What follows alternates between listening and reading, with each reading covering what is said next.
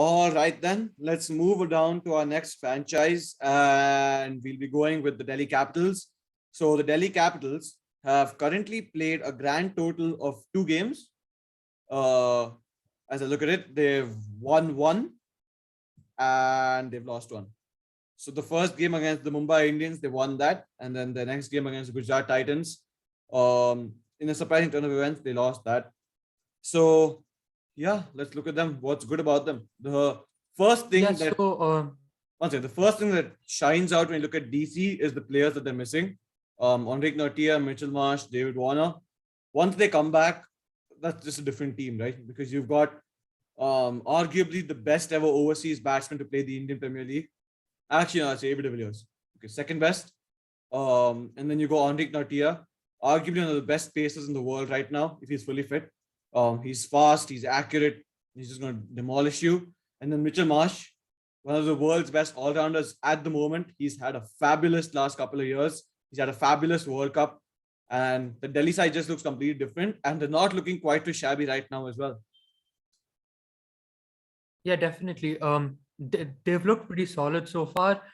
What's missing about them is their top order not firing, and obviously Mitch Marsh, David Warner. That'll be a whole new top order, and it'll start looking pretty good. Mandeep Singh has not been looking too good. I would replace him with Sarfaraz Khan. He's been amazing recently in the domestic season, and I just don't see the point of Mandeep Singh now. You've tried him, and he's not done anything extraordinary for like the last 12 years in the IPL. 2010, I think he made his debut. But Mitchell Marsh and David Warner will surely add to that side, and obviously Nokia. Their bowling has been really good already without Nokia. Fizz actually bowled pretty well last game. Khalil's been looking good. Kuldeep's been fantastic, and yeah, they've just been overall pretty solid. Shardul Thakur has been pretty bad, to be honest, but he'll randomly win you a couple of games. And we expect a player like Shardul to somewhat gain his form uh, throughout the tournament. But with Nokia, who's also, I think, going to be fit early May and April, uh, or or even sooner than that, maybe. Yeah, no, I think they said he DC might is play going to the be a next side to game. watch out for. Next They said game? he might play the next game Yeah, because so he was walking around in nets and all so that, right? So you can expect him back against Lucknow. Okay, yeah. yeah, so that'll be a big boost to DC already, and they've looked solid without their players. With their players, they'll be a very serious title contender. Yeah, And and one, yeah.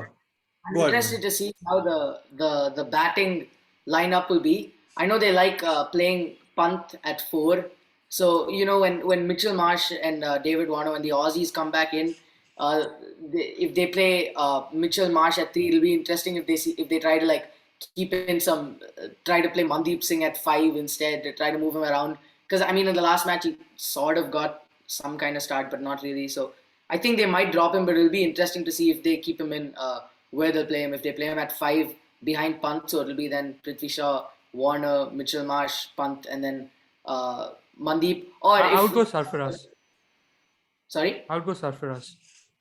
I don't think so. I think they'll like want to stick with Mandeep for a few more games at least. But to be fair, so Warner Mitchell will come Marsh in. is not coming back next game if I'm right. Oh wait, no, he's injured. He's coming back later. Yeah.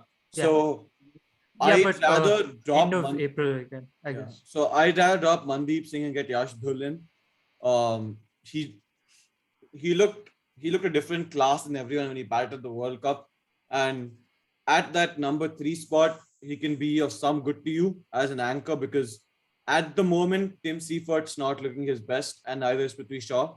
So Yash Dhul can come in and stabilize things, because the first game they won because of Aksar Lalit Yadav. The second game again they depended on Lalit Yadav, Robin Powell and Aksar Patel to get them through, and neither of them did. But Lalit Yadav did bat well. So Lalit Yadav is not getting dropped as of yet. So I'd rather they get Yash Dhul up as a person who can bat 20 balls and give you 35 runs, and then give the stability to the order.